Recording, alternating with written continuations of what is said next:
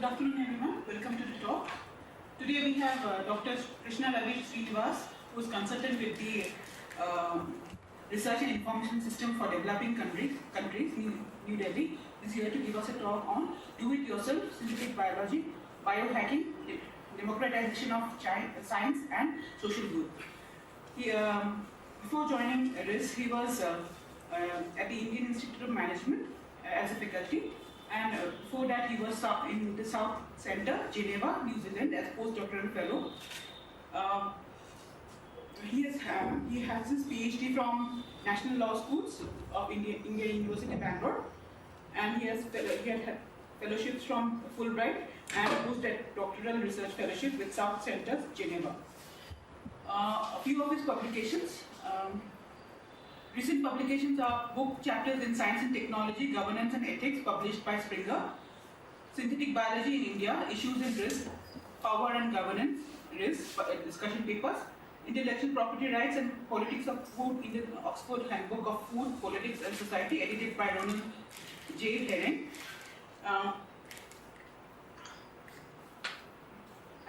His research interests are intellectual property right, traditional knowledge and IP right, biotechnology and biodiversity science, technology and society. We invite Dr. Srinivas to tell them.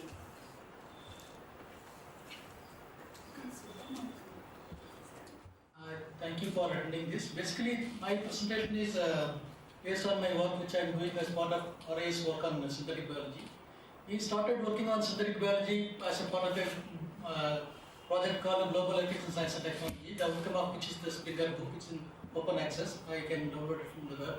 And the Springer link it is also you can download it as a commons license, so you can free to distribute it as you want. One aspect of synthetic biology which we looked in our project was how synthetic biology is being perceived in different countries. We took into account India, China, and then Europe, because most of the people who work with this were based in Europe. And then China, we worked with CASTED, which is a major Chinese agency for science, technology, and development research. In India, we also looked at what is the emerging discourse in synthetic biology in India, and who are the people who are doing it, what exactly is happening. And that context, we also went through the planning commission documents, the working groups on synthetic biology which were done for the 12th five-year plan and all. As a part of that work, I also embarked upon this do-it-yourself synthetic biology, which is actually emerging as a major phenomena in what you could call as do-it-yourself biology on one hand, then the hackers movement on the other hand, then there are a whole lot of cross streams like citizens science, then democratization of science, then also looking into developing alternatives for costly equipments, doing science in the garages, which is very similar to what was done earlier in the case of electronics revolution, what was started in the 70s as the garage startups, which are quite big now. So this movement is interesting for very many reasons, because it also shows that biology can be done in different ways. It need not be fully institutionalized, it need not be fully funded by government, but could be something like a ground-up movement. At the same time, it also has got a lot of other things which were not within earlier hacker movement in the electronics. This is much more issue here is the question of biosafety and biosecurity. Since they are dealing with biological materials, particularly the materials that could have potential toxic efforts, that could be accidental releases, that could be some small things may go wrong, and there could be some deliberate attempts to create some bioterrorism weapons. These are some of the things which have propelled a lot of concern about whether this synthetic biology should be regulated, if so how. And who would do the regulation? Will it be by the community or by the government?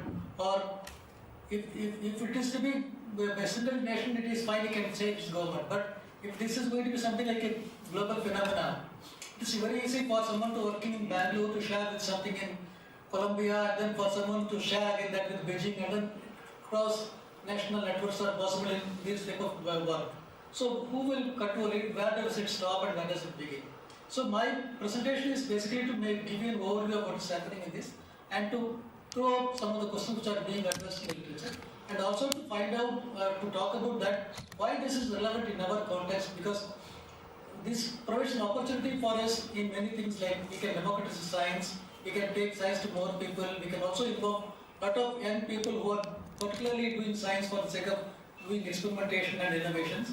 And it is also an option to experiment with low-cost alternatives and then low-cost innovations.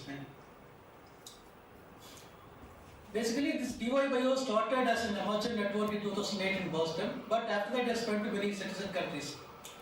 DY Bio is a loose network consisting of citizen scientists, academic groups working on synthetic biology and biowork, and others interested in doing biology in different ways. So its origins can be actually traced to open source software movement, the hackers, the do-it-yourself culture that represents prosumers. Basically, I mean, if you look at it, the Western countries, there's a strong do-it-yourself culture where people buy things, assemble things, or assemble electrical and electronic gadgets, and then there's a whole lot of maker movement which sees that you can do things on your own, assemble parts on your own, and then do it either as a hobby or for your own purpose. Now, do-it-yourself synthetic biology is actually linked with a couple of things called open and peer knowledge production.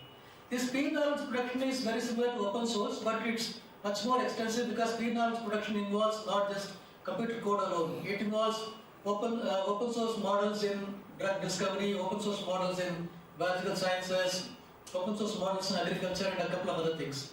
And here the peer-to-peer knowledge production is more governed by networks, more oriented towards projects, and then it has its own rules and regulations for people to contribute and then for people to coordinate with each other. And then building, sharing and cooperating in material production than just codes and information is one of the key features that differentiates DY Synbio from the typical open source application. But what has happened in the DY Synbio is very interesting is that now there are many startups which have been doing this, then there are citizen labs, and then for mobilizing resources, there is a lot of crowdsourcing and funding. So there's a mix of experimentation and entrepreneurship which is also emerging there. In which sense that now DY Synbio represents many things to many people. For some people it is just a novel way of doing science outside the institutional framework of science, whereas for some people it is using crowdsourcing and funding to fund new startups which normally won't get funds from the traditional VC community. And for some people it is to democratize science by taking science to people, tell them, look, you can do PCR, you can analyze your own DNA, you can do experiments in the garage labs and then find out whether the food you are consuming is really has got toxins or not. So it means different things for different people, and so people with different objectives are working together in this. Now this DY Synbio's origins can be traced in Rob Cornelson's 2005 article, which appeared in Wired, where he calls the year of garage biology upon us. Subsequently, he has written a book where he talks about not only about this DY Synbio, but broadly about the trends in the biological sciences. One reason why DY Synbio also became very popular is because of this International Genetic Engineering Mission competition, which was again started by the BioBricks Foundation, from which unfortunately parts from India is quite low, but it has caught up very well both in USA and Europe. And then the spread of biohackers groups in Europe, Asia and USA. Now basically what has happened is that availability of materials through net. For example, people buy second-hand equipment through eBay, and then they also scouse different things, chemicals from the net, they buy it from different sources. Then substitution building equipments by sharing spaces through Citizens Lab. Normally a Citizens Lab is a place where people can come together and work, share their resources. It is open for all. Of course, for all research, there are some rules and regulations. And then the way of problem solving is through open source mode of problem solving. Like you face a problem, but it is not something insurmountable because it's a whole community. You put it in the net, you put it in the list. People will experiment, will come with their own solutions. People will put their minds together and hands together and solve it.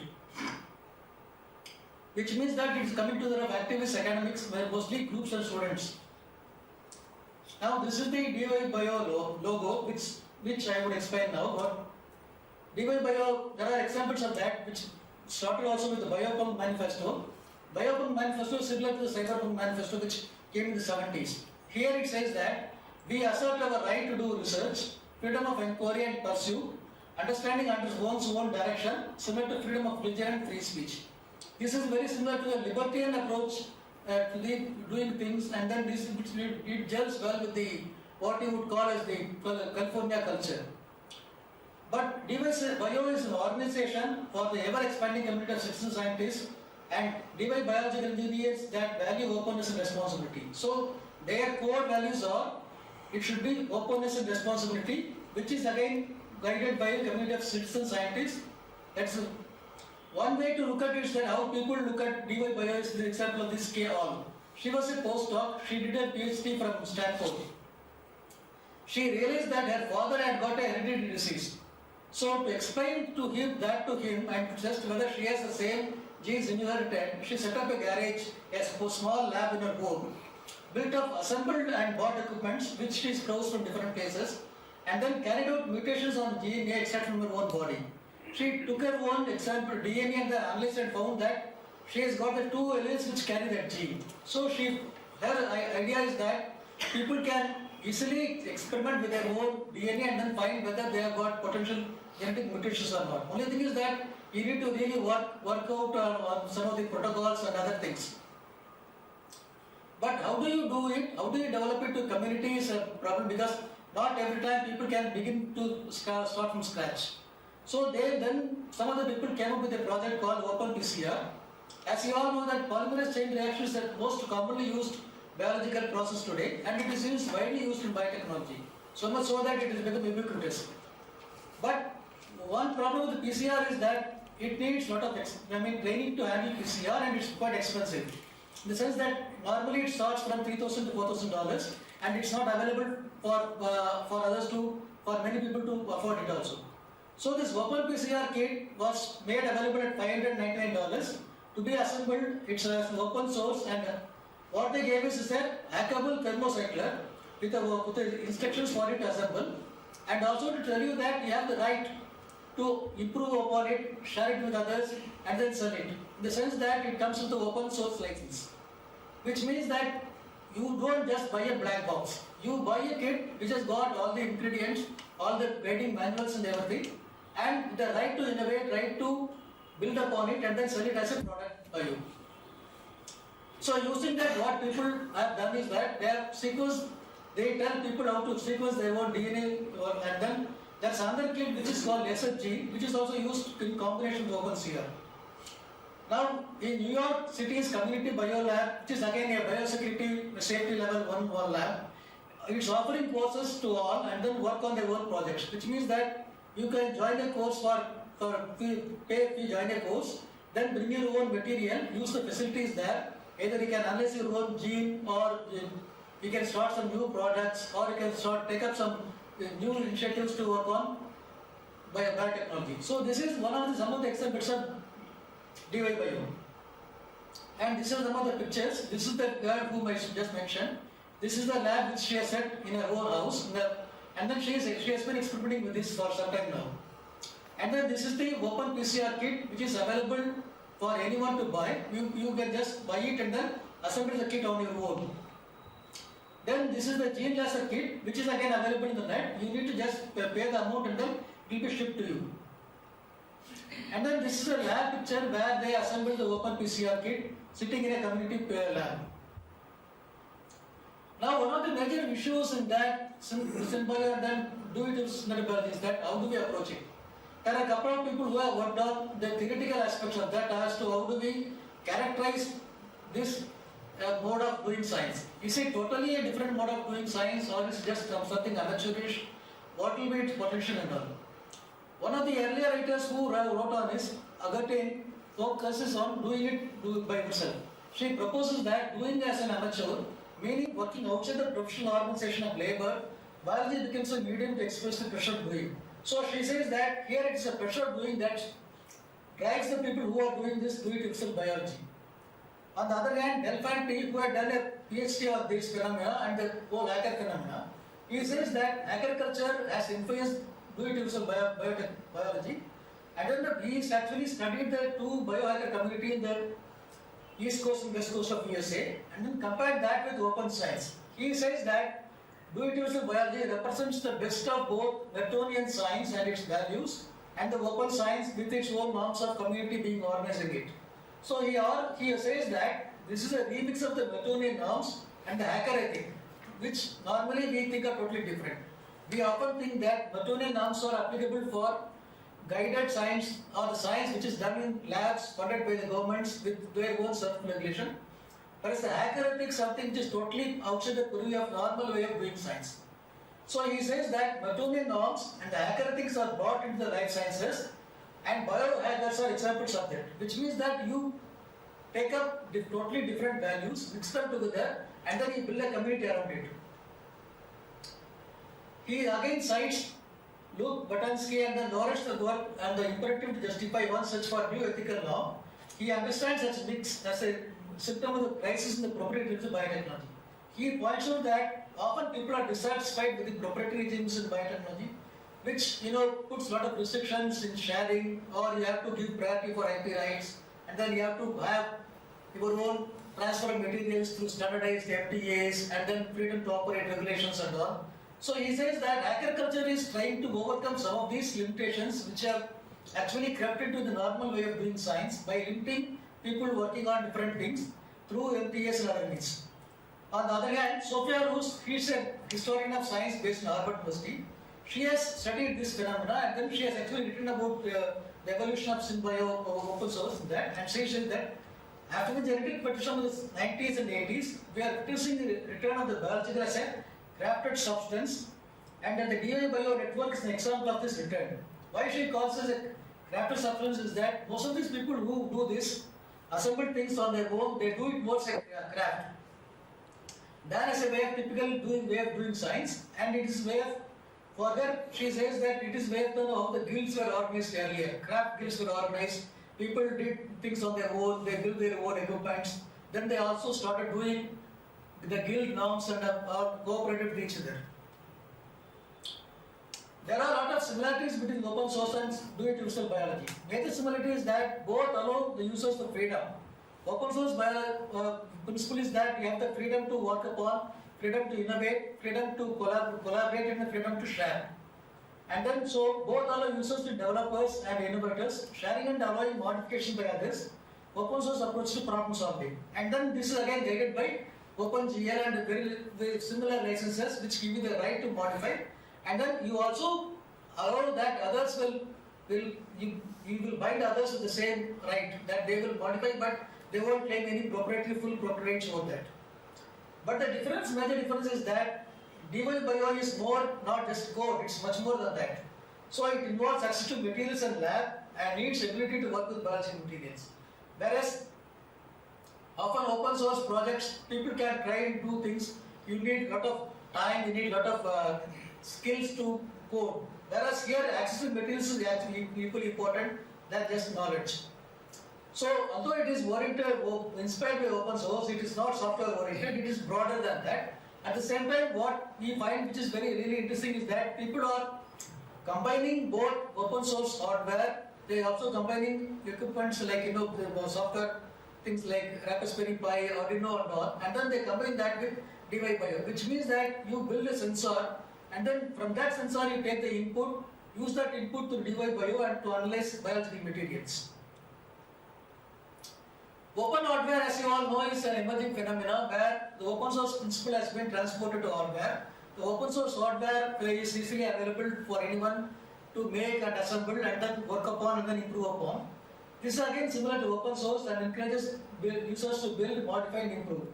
So now the licenses under which DY Bio is very similar to open source hardware, but not the same because it is more than open hardware and open source software. Question of biosafety and biosecurity and safe handling becomes very important here because normally you don't address these issues when you do open source and open source hardware. Now why biosafety and biosecurity are important? One reason why they become very important is this post 9/11 the states have become very paranoid, they become very concerned about things falling into wrong hands or bioterrorism, the threat of bioterrorism has gone again. Which means that they want to restrict access to potential biological materials that could be used either as a toxin or could be used as biological warfare or in a way that is totally malignant.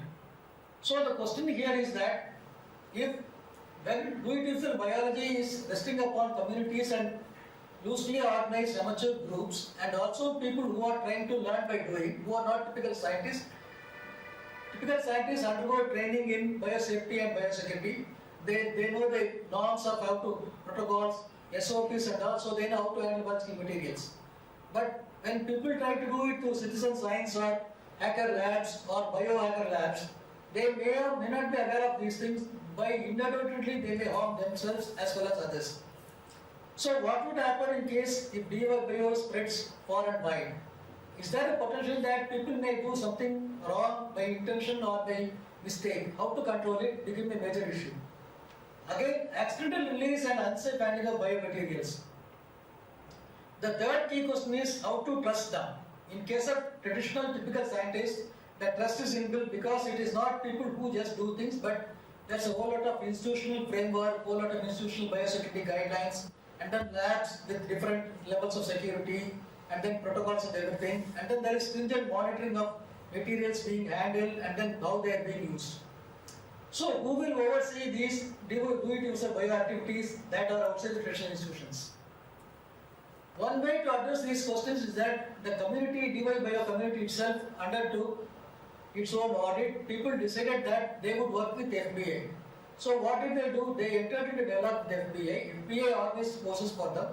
They told FBA, look, we are responsible people. We don't want to get into this whole question of biosecurity and biosafety and then tarnishing our image as well as creating a problem for others. So what we would do is that we would cooperate with the government. We will build our own codes of ethics and then governance for people to do it, and we will monitor that whoever does it within these codes. So the biohacker groups in USA, they came up with their own code of ethics, which is rests on 3 or 4 principles: openness, transparency, and responsible handling of things.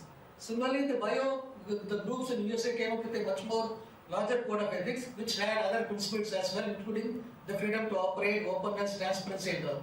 So these codes are evolving. Normally, what people do is that when they try to work as a group, they not only teach each other about the way of handling things, but also this code of ethics, how to responsibly handle these materials, and then tell them that understanding and then implementing this code of ethics is important for us because our legitimacy and our whole thing is implicated upon it. The moment we forget that we won't be able to do things responsibly, we will not be able to understand how the people respond to it.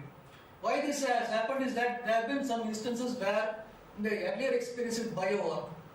Bio-art means that where people try to use biotechnology for artistic purposes or do it for some other purposes. There were some questions came. In one context, the whole lab was raided by the FBI. They found that they were handling things without proper permission, but then they found that they were not doing anything unlawful, so they were left off. To avoid that problem, the DY Bio community itself has taken the responsibility to organize itself ethically and then to work with the regulatory system. So, the scope, now the question of what is the scope of the threat of DY Bio becoming a major threat of biosafety and biosecurity. The Woodrow Wilson Center, which is again a center under the Woodrow, they have a project called Synthetic Biology Project, called SynBio Project on emerging technologies. So they undertook an audit or survey of what activities are being conducted by these groups. And then they assess the threat level of each activity that is being done by them, and then they found that the threat level and the scope of threat is being highly exaggerated because one, the communities are aware of the risks and then they also know the potential issues and regulation. Two, communities do not handle toxins or very dangerous materials on their own. They have their own rules of caution and then wisdom to not to do them. Third, the most of the projects which are being handled by these communities are very small scale that do not involve large quantities, or these projects do not have any malign intention, or they are not oriented towards typical chemical weapons or biological weapons research area. What they do is mostly harmless oriented approaches which is more either towards substituting better processes or assembling better processes or assembling better products, and then assembling one's own, assessing one's own DA, and then doing certain things like biofermentation, and then also trying different varieties of yogurt, or then trying to make that plants grow in the night, similar type of projects. So they say that the threat is highly exaggerated, and even if there is a going to be threat, the current level of mechanism is adequate enough to handle that. But still, one of the suggestions which has come out is that there should be legislation to limit sale of biomaterials for the production of toxins, and this should be oversight by the government. So although that's a oversight by the federal is there in the USA, one of the recommendations is that this should also be much more extended and much more wider, and then you should cover DY facilities as well as the people who are doing it if they suspect that there is going to be a potential biosafety issue there. But again, the major problem here is not just technology alone. Here the major problem is that of how the public and the government view these people. See, normally hackers invoke a very negative image that is akin to that of computer hackers, malicious codes, trojans and bombs.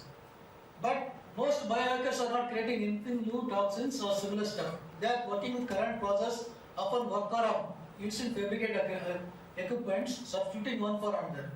So regulating biohacking may be desirable, but what is the optimal level of regulation? Should it be regulated very stringently as it is done for the typical scientific establishment, or should it be done as a very total no regulation or very tight regulation? There could be somewhere the degree of regulation that could depend upon the type of applications, the type of the facility, and then the type of the project that is being undertaken. On the other hand, if you look at it, the larger question is that how do you regulate synthetic biology itself? Synthetic biology regulation itself has become a major issue because some studies point out that both US FDA and then US EPA do not have the right regulation mechanism for synthetic biology, because how do you classify synthetic biology?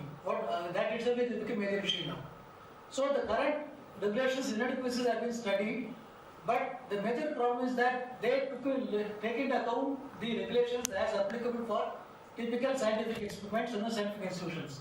So they don't take into account the do-it-yourself in biology at all. Again, regulating synthetic biology has got a lot of implications for this. So self-regulation versus regulatory insight is a major debate as to what should we do. Should we give more importance to self-regulation, or should we cover anything to do with synthetic biology should be under a broader framework? So DY-Bio will also come into that. Then code of conduct and ethical behavior by community, but can communitarian norms be sustained at all times in all places? This again is a major issue because some communities may have people who may be simply trying to play around with something. At times they may be trying out some malicious threats on their own without even understanding the fuller implications. And then how can communities sustain the behavior of their own group when the community becomes larger? Why this issue is important is because often some of these communities are just global. People may be operating in different countries with different materials or different norms, and the understanding may be different.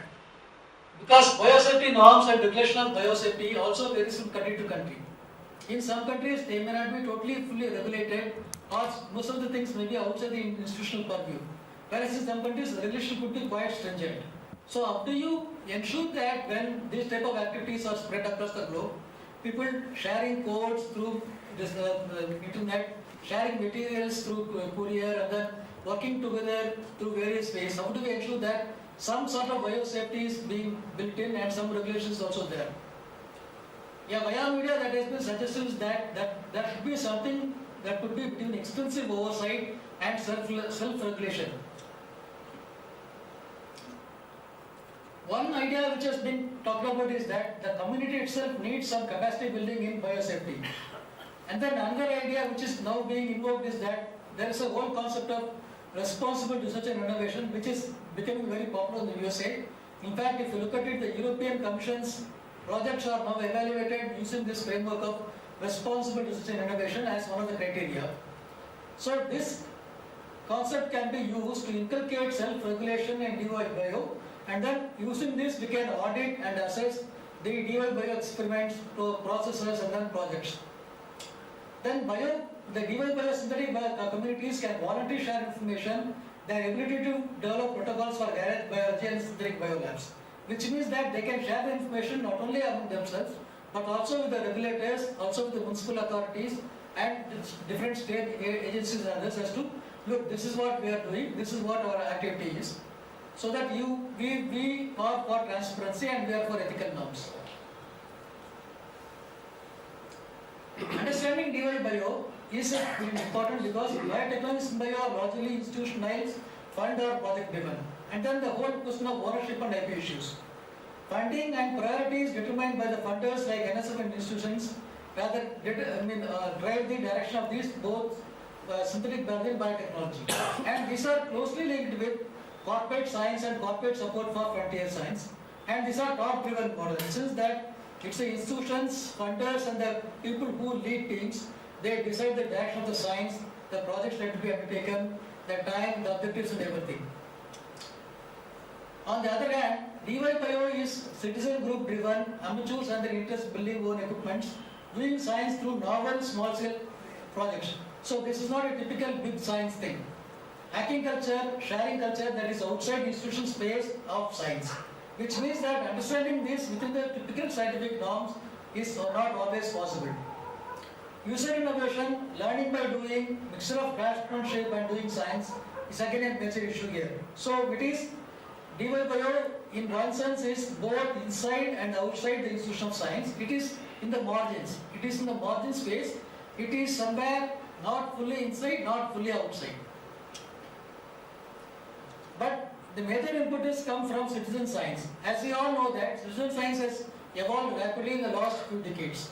It started with, earlier it started with amateurs trying to locate birds, then fossils, hunting for fossils, then asteroids and all. But now citizen science has received much impetus because of the networking facilities available and then how people make use of work together in terms of computers. Again, citizen science has now become more a part of broader community health movement, environmental health assessment, and then citizen science now also involves a lot of trade unions who are trying to monitor different issues of toxic and risk assessment, particularly in emerging fields like nanotechnology. So citizen science today is a much broader than what we thought earlier, both in terms of scope as well as terms of application. Then another interesting thing which is also very similar to this is the patient's role in disease R&D funding and assisting of science by donating samples and raising funds. If you look at it, there are cases where patients have come together and then sponsored research projects, particularly in rare diseases, and also in some diseases where not enough funding has gone to finding cures because the market is very limited, and then companies are not keen to go where market is limited because of the risk that the drug projects may fail, outcome may not be very certain and all. So this patient's role here is dual. On the one hand, they suffer, but they do not simply become victims. They also empower themselves to mobilize resources, want resources, use their own tissue samples, and then inspire people to work on them and then come up with solutions. Which means that they are active participants in science. They are not just patients. Then comes crowdsourcing and crowdfunding for science projects. There has been an article in Research Policy last year which looks at this phenomena as to how crowdsourcing and crowdfunding can be useful for science and how it is being people are using it for small scale funding, say $10,000, $20,000 and all. They use crowdsourcing as a funding mechanism, and crowdfunding also comes with a lot of very specific regulations. Like it is not that people will ask for money and people will get money, because often what happens is that, particularly in case of some of the things, that people are very keen about the ethical outcome. So we need to tell the community, the crowdsourcing community, that my project is ethically driven. The output would be something which is benign to the society, and it would not be something that will not be misused. So how crowdsourcing and crowdfunding is an alternative source of mechanism for not only for funding but also to establish the legitimacy of the projects. Then comes open source hardware and 3D printing. Actually 3D printing, as you all know, is emerging as a major option now for producing things from home or office, and then by substituting certain things which otherwise you would have to order or you would have to fabricate through somebody else. So if you combine open source hardware and 3D printing with DYBio, you get a very wide spectrum of options open. For example, if you're using 3D printing, I can substitute certain parts instead of buying it from the market. And then by using open source software, I can again substitute certain things and then improve upon them. So this make culture and popularity of DY culture in the sectors is also important. So DYBio actually represents the facets of all this, but it is different because it is a different movement which draws inspiration from all these things, but then it builds upon some of these facets, but moves in a different direction. But the question is, where exactly this is being practiced? Is it really spread all over the world, or is it really limited to few countries? A recent survey by Morgan Mayer, who is a pioneering French sociologist who has been studying this device in bio, says that there are at least 40 do-it-yourself biological labs, mostly in Europe and USA, few in developing world. Then there are some community labs there in New York, Boston and Los Angeles and San Francisco. Then in Copenhagen there are hacker spaces such as Biological Garage, and then there's a London biohacker space, and then Lab Passalis in Paris. This last one, Lab Passalis in Paris, is actually a part of a larger French institution which is working on synthetic biology. They have a major project on synthetic biology, but within that institute there's a group which also works with synthetic biology as part of DY Bio. Some of the experiments which have been done is that biosensor to detect pollutants in food, analyze one's own DA, modifying plants, and then producing varieties of yogurts. This modifying plants actually became a controversial issue because some people wanted to modify plants to that glow in the night. Then some people objected, so the crowdsourcing, when they approached crowdsourcing, some people didn't see that as a great way of doing science, or they didn't find any utility. So these are some of the applications of DY Bio now.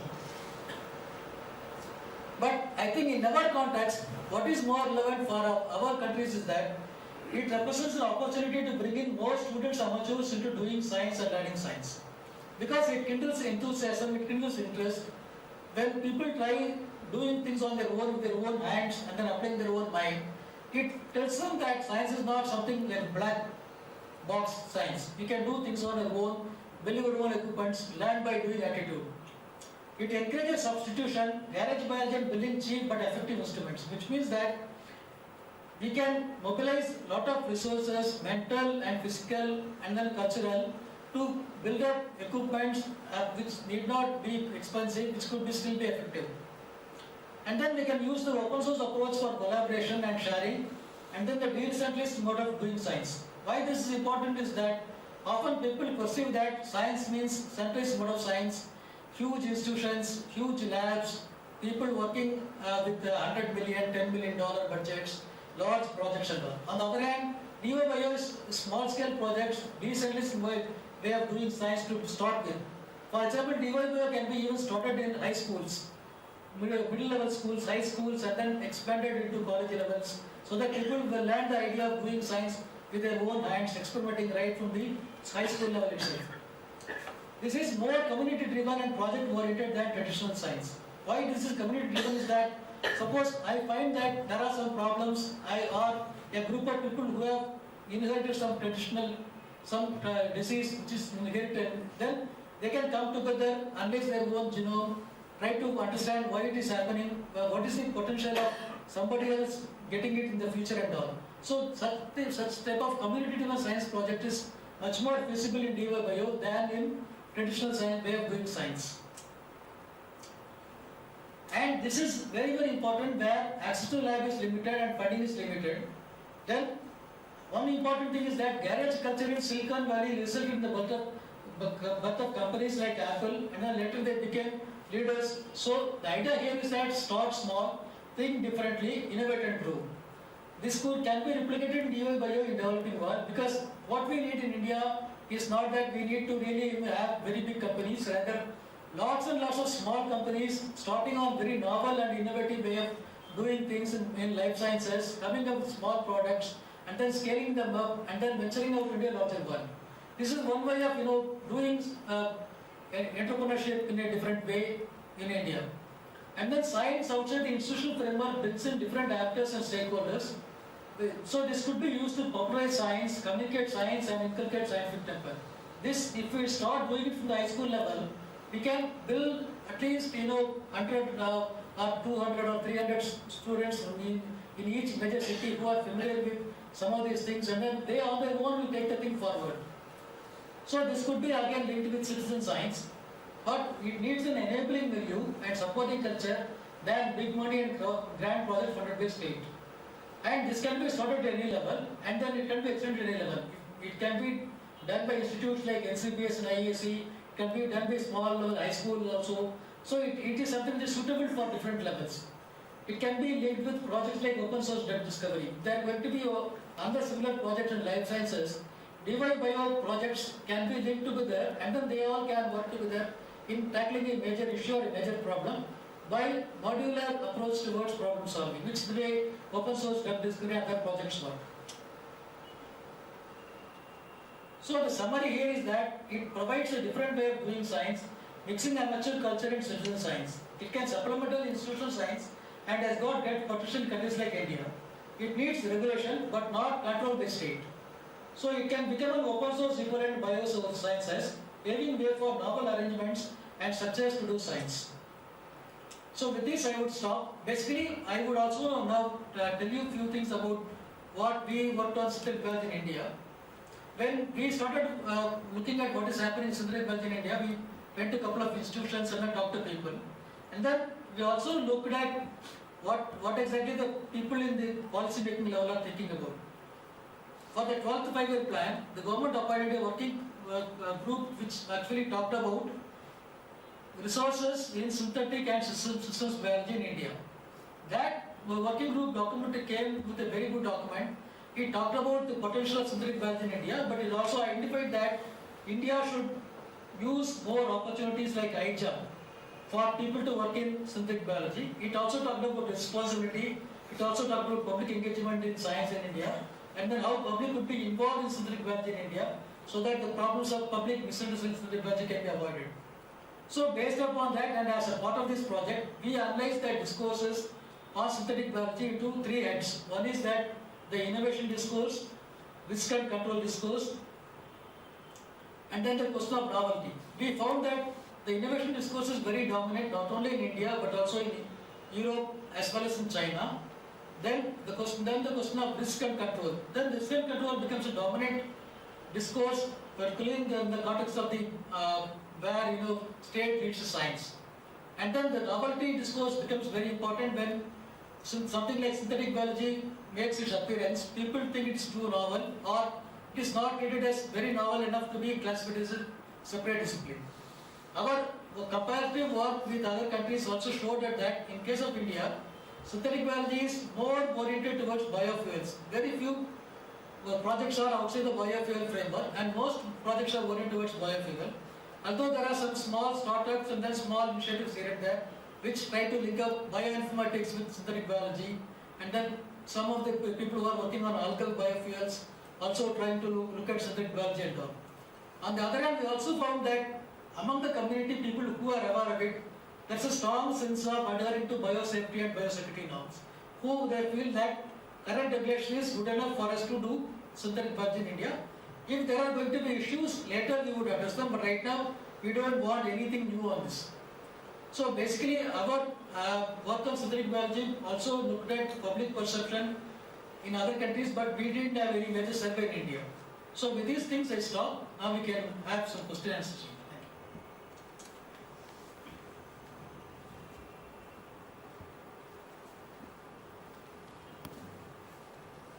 Sir? Yeah. So you mentioned there are 40 such open labs. Yeah. Are there any in India? Are there any? Any such labs in India? India I am not aware of, but there are labs in Thailand. There are a couple of labs in Thailand. Some people have said there are similar labs in Japan and then Singapore. There is one Dennis Kara who has written, not very extensively, but a brief outline of what is happening in Asia. She is based in AUA Singapore, so she has made some survey, and then I have come across reports of people doing it in Thailand. At least in Bangkok they are doing it. Basically what happens is that many of the people who come to this type of work are also involved in making culture, the make culture, where people assemble pots, people build their own robots, then they use a lot of these Lego toys, some very similar Lego toys and all. So some people who are inspired by that, they come to biology this way. But on the other hand, I know that in France there's a very thriving culture because I've interviewed the person who is doing this in La Paris. They have a very strong community bio lab within their own campus. They have a strong community which operates in Paris as well as elsewhere. Similarly, there are similar communities in other lands, and then whole of Europe and in Germany and in UK as well. In USA, you find these communities quite spread both in East Coast and West Coast, particularly in San Francisco, Los Angeles, and then in the East Coast in Boston and then New York. But the number 40 is a very tentative number, because often you wouldn't know that who is really doing what.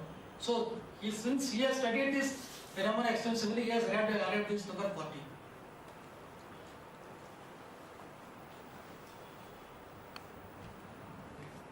I have a question. So Yeah. you mentioned this 3D printing. So 3D printing is a big thing in this do-it-yourself thing. But one of the reasons why 3D printing boomed now is that many of the patents expired a few years ago, like in 2009 and things like that. The patents for fused deposition modeling and all these things expanded, Yeah. and that is what led to this rapid yeah. boom. So I mean, I don't know what the patent scenario and what are the things blocking do-it-yourself biology from No, basically, why the 3D printing is not just because of do-it biology alone. 3D printing is evolutionizing this do-it-yourself movement itself, not just biology alone. For example, what people do is that now there are typical groups which are working on open hardware. Yeah. And then these people who are working on open hardware also tell you that they can use do-it-yourself methods and then 3D printing to assemble things on your own. He would supply you the open hardware, he will give you the tools and other things, but you use 3D printing to make parts. So you combine both. My question is slightly different. It's like, see, 3D printing boomed because many of the patents on 3D printing. The patent is only one phenomenon, but here also there are a lot of issues involved because some people still feel that 3D printing may not be fully IP compliant, because sometimes it could be an infringing activity. So do you see such issues in infringement issues in biology? Infringing in biology, it also becomes upon how do you define your patent. For example, if you have a specific patent on a typical biological material or a process, but if I use 3D printing to overcome that, if I work around and I'm building something which is different. No, let me just clarify why I'm so particular about this IP issue, because if you infringe a 3D printing patent, you are fighting against some small company like 3DPD or some obscure company which you don't know. But if I infringe a bio patent, I'm taking on I don't know what's it, Novartis or one of those big pharma companies, and there's no way ordinary people can fight against this big pharma companies. But if a 3D printing patent infringement is like you wouldn't even know Z-Corp and nobody even knows 3D printing companies. Yeah, that is true. That is true. But in the biospace, that's not true anymore. You have I don't know Monsanto and those kind of guys will be the ones you're fighting against. No, that is very true. That is very true. But here the issue is that often what companies are trying to do is that through open source biology, there is a organization called Cambia, which actually does a whole lot of work on freedom to operate and then patent landscaping and all. So they work with some of these things, and then they tell you, look, yes, there's a patent, but then there is a way to work around that. There's a way to do this. Or what Cambia has done is that it has made available certain protocols and techniques under open source licensing. So that is one part which can actually supplement DY Bio. I have not gone detailed into that because within the synthetic biology itself, there are a whole lot of bio bricks and then movements. My focus is not on that, but although I have some interest in that. My focus here was more on this phenomena called DY Bio, that's all. As you say, yes, it's a very dicey question because sometimes you may unknowingly infringing upon something without any freedom to operate, scope of freedom to operate. At the same time, it's also possible that sometimes when you combine certain things very novel, the whole patent may still be valid, but then you would have really worked around it and would have get something which is not technically not infringing, but in practical sense it could be a very similar product. But this 3D printing again, as there are a lot of unanswered questions. Like what exactly is not just the IP implication alone. The whole implication is that whether 3D printing can do certain things which normally you rely on small industry to survive. Will they be wiped out or something like if what happens if 3D becomes so ubiquitous? Who will really make things?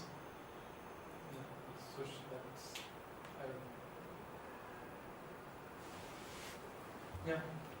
Is India have a framework ready if tomorrow this do-it-yourself bio really picks up in India and people start doing it? No, there's no need to have any specific framework because if you look at it, we look at what is the typical synthetic biology community in India. The typical synthetic biology community in India is very limited to few institutions. So there are some people who are working in IITs, and then there are some people who are working in different institutions, but then they don't want to call themselves synthetic biologists for some reason or other. And then there are people who are working in very related fields like bioinformatics who are doing synthetic biology. But the do-it-yourself biology actually comes from a different framework.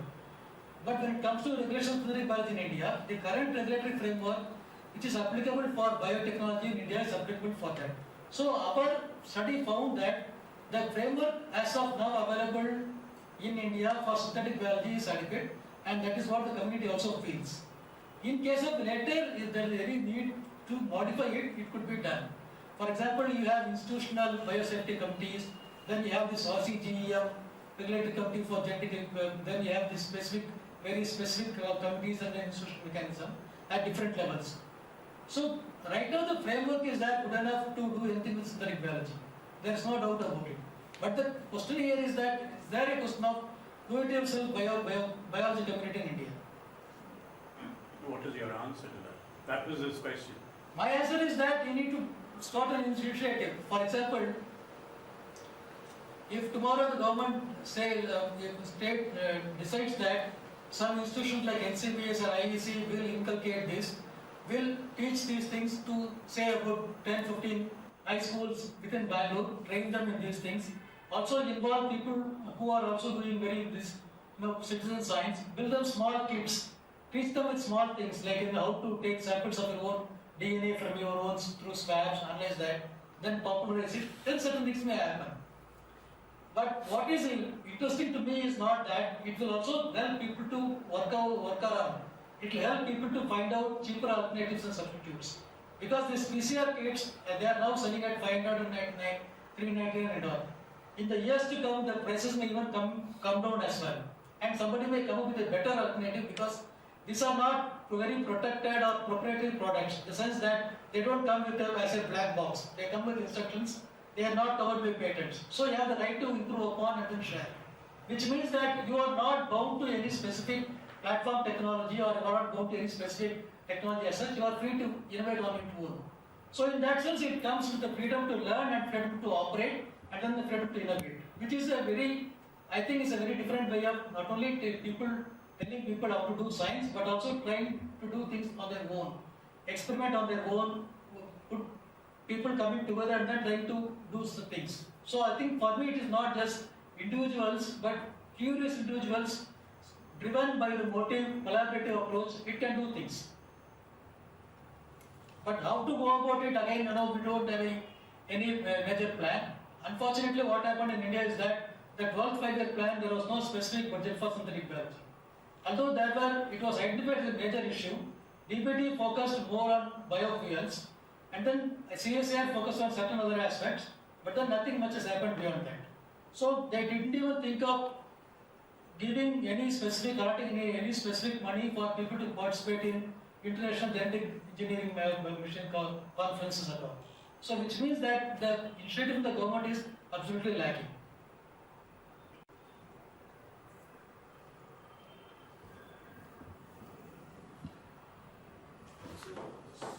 One more question. Yeah. You mentioned three discourses: innovation, risk, and novelty. Yeah. I don't see how this innovation and novelty are separate. How could you just clarify how these two discourses are different? In the innovation discourse actually means that you pitch for the innovative aspect of that. Novelty is somehow, novelty is usually associated with innovation. But we try to differentiate for the simple reason that often synthetic biology is differentiated from biotechnology because there's a huge, although some people will say that typically there's not much difference, some people perceive biotechnology and synthetic biology as totally two different streams. And then synthetic biology is novel because it is not just tinkering with genes or tinkering with organisms, but applying engineering principles to biology.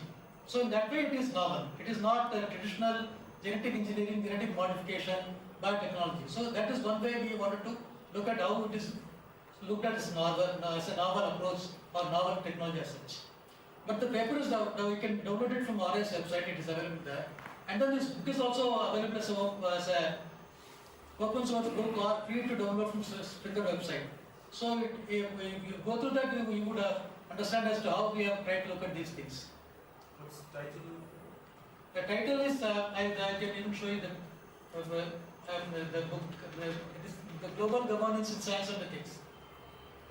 Global Governance in Science and Technology.